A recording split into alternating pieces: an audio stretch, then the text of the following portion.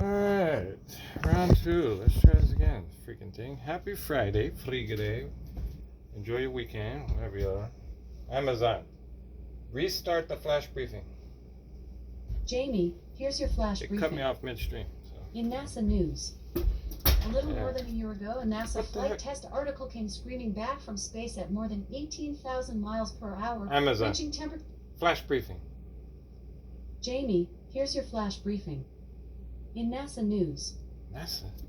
Why is NASA first? A little more than a year ago, a NASA flight test article came screaming back from space at more than 18,000 miles per hour, reaching temperatures of nearly 2,700 degrees Fahrenheit before gently splashing down in the Pacific Ocean.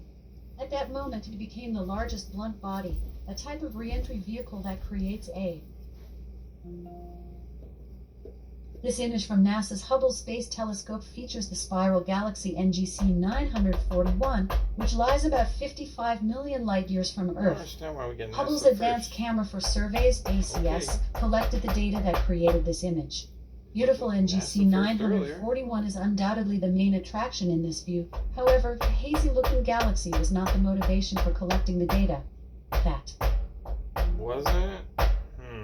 An experiment that could transform how spacecraft communicate has achieved first light, sending data via laser to and from far beyond the moon for the first time. NASA's Deep Space Optical Communications, DSOC, experiment has beamed a near-infrared laser encoded with test data from nearly 10 million miles, 16 million kilometers, away, about 40. November 1968 proved pivotal to achieving the goal of landing a man on the moon before the end of the decade.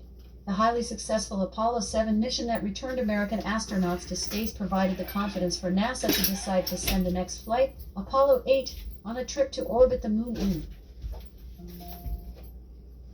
The third and final crewed mission to the Skylab space station, Skylab 4, got underway on November 16, 1973, with a thunderous launch from NASA's Kennedy Space Center, KSC, in Florida. Docking 8 hours later, astronauts Gerald P. Carr, Edward G. Gibson, and William R. Pogue began a planned 56-day mission that program managers extended. In weather. In Seattle, it's 35 degrees Fahrenheit with partly sunny skies. Today, you can look for mostly sunny weather, with a high of 51 degrees and a low of 37 degrees. From NASA. A little more than a year ago, a NASA flight test article came screaming back from space at more than 18... Off. Amazon. Flash briefing. Jamie, getting your flash briefing. In NASA news. Amazon. A little... Off. Okay, they obviously... This image from NASA's Amazon. Hubble Space... Off. Wait a minute. Let's try it this way. Amazon. Flash briefing. Jamie, here's your flash briefing. In NASA news. Amazon. A little... Skip. This image from NASA's Hubble Space Amazon. Telescope features... Skip. An Amazon. experiment that could Off.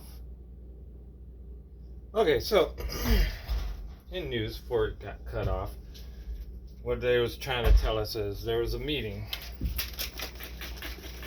in where President Biden sat down with head China, and at the end of the meeting, he called him a dictator.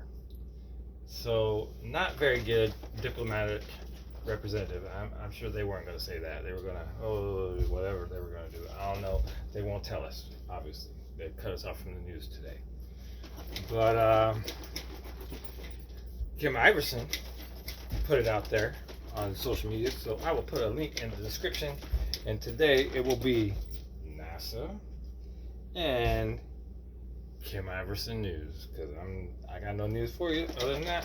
So yeah, I'll just let you be the judge. But personally, my opinion, it's not very good diplomatic leadership by a president to call someone a dictator.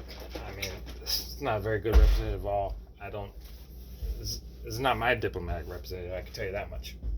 Heck with him. Alright. Peace, prosper, love. Check out the description. There'll be a link for the Kim Iverson video where you can get some news in. Alright, take care.